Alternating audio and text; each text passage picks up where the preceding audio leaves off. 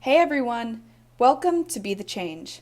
My name is Lily Mott, and today I'm going to be talking about how change is coming. Today is June 6th, and I just got back to my apartment after spending the day marching, chanting, laughing, talking, and applying far too little sunscreen with people from all walks of life. I first want to start off by saying that today in Washington, D.C. was a true testament to this country's passion and commitment to the Black Lives Matter movement. Hundreds of thousands of men, women, and children of different backgrounds piled into the newly designated Black Lives Matter Plaza, and while I can't accurately describe how huge this protest was, I want to share some of the chants from the crowd now. Black Lives Matter!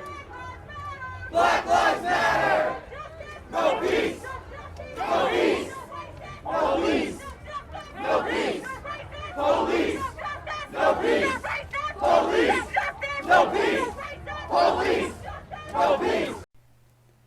As I wandered around throughout the day, I became inspired by all of these people with really weird or funny or creative signs and decided to make them the guests of this episode.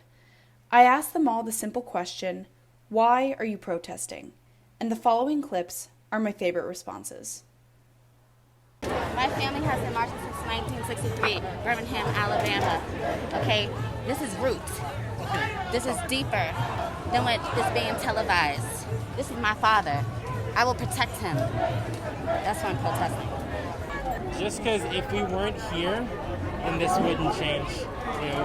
And it's so important that people don't just talk about how things are terrible and take action, dedicate their time. The same way you dedicate time to your loved ones, people you may not even know, their lives don't mean anything less just because you can't see their faces.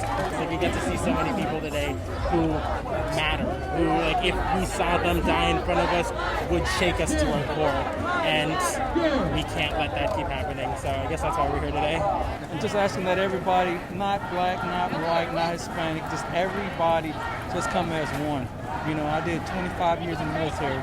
It's not what I fought for. This is not what I fought for. But this is why I'm here. No matter what color they are, no matter male, female, they all here for the same cause. And that's what I came to see. And that's what I brought my sons out to see. A lot of reasons for my life, for my future kids' lives, and my students' lives. I work at a university. I work at a predominantly white university, and there's a lot of racist incidents that happen. And when that happens, they feel unsafe. And so I want them to know that their lives matter too. I'm Colombian, and I think it's just a basic human rights problem that we have in the country, and you have to stand up for the people that just cannot speak for themselves. The justice system needs to be changed because I have kids. I have a daughter and a son. They're black, regardless if they're Puerto Rican. I have grandkids that are Muslim, and they also need a safe environment, and for their kids, and for yours, and for the right to be with whoever they want to be with. And everybody needs to be respected and treated equally because we're all born the same, we all bleed the same, we all die the same.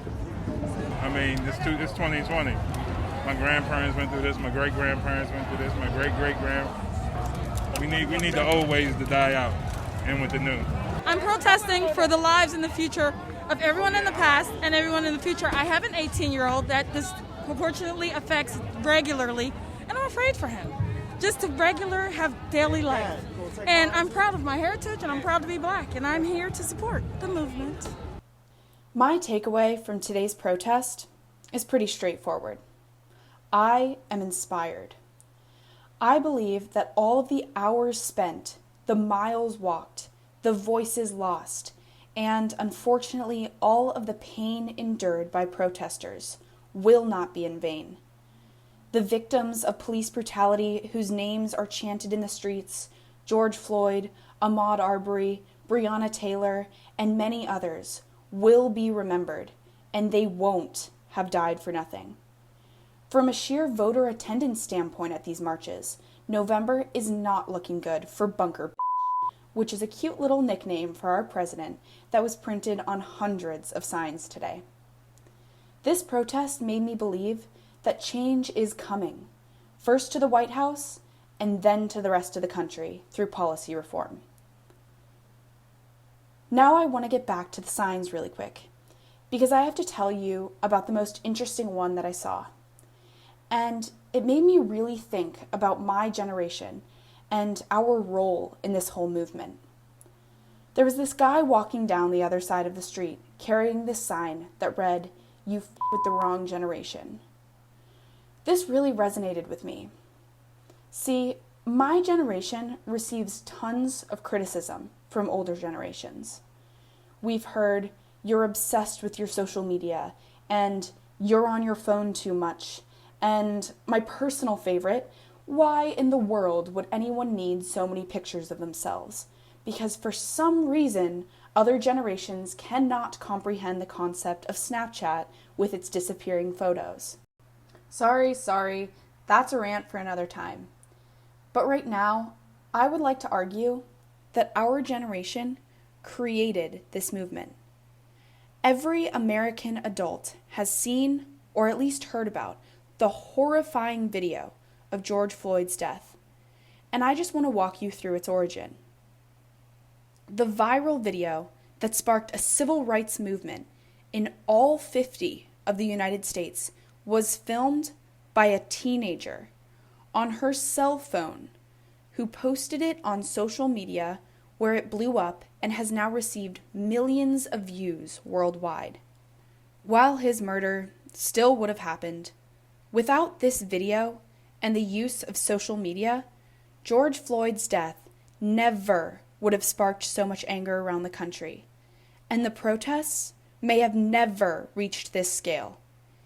It is my generation, my friends, who created and are fueling the movement every day by using social media platforms as a way to make their voices heard. Young people around the country have stepped up to educate one another about current events, to share other people's stories, to raise awareness about protests, and to really seriously make a huge change in this country.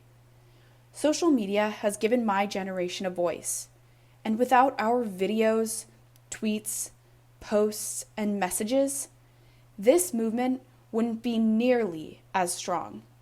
And I wouldn't be sitting here telling you that I really think change is coming. So to all of my friends and members of my generation listening, thank you for using your voice and your platform to engage in this movement. And above all, for everyone wondering how they can help, my advice is to please keep it up. Keep posting and keep sharing on social media, because every post moves us all one step closer to being the change our country so desperately needs. And, as I said before, change is coming, but we need your voice to make it happen. Thank you so much for listening to this episode, and if you want to talk about anything I mentioned, please reach out to me by email at lilymott00@gmail.com or on Instagram at BeTheChangePodcast, all one word. Tune in for my next episode, but until then, be the change you wish to see in the world. Bye, guys.